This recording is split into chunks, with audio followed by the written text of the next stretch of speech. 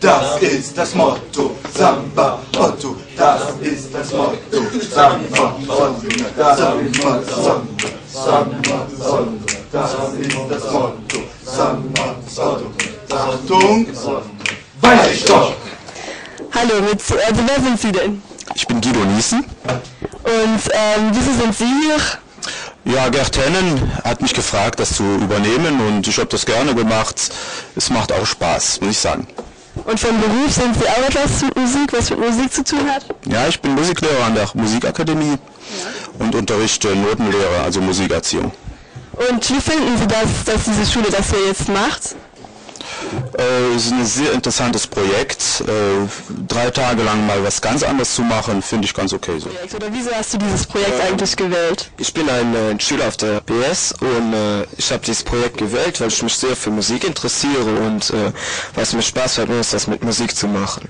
Machst du noch anders Musik oder ist das dir das erste Mal? Ja, ich spiele seit 6 Jahren Klavier, ich bin im 7. Jahr Notenlehrer und sonst singe ich noch im Kirchenchor in Recht.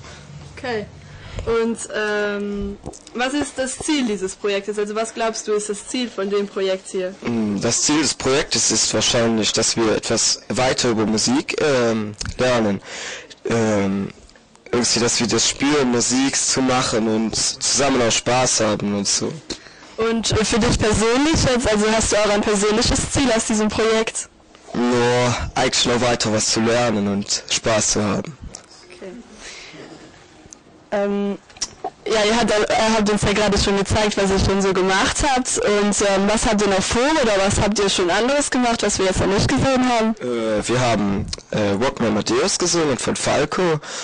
Ja. Dann haben wir Beatbox gemacht und Rhythmus geklatscht und so weiter. Ja.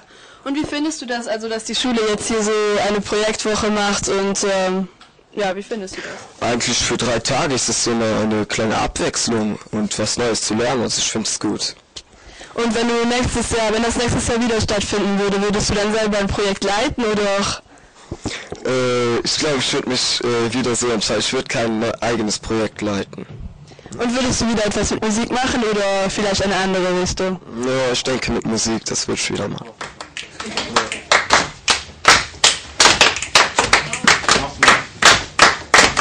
Achtung, weiß ich doch. Ah, wunderbar. Genau.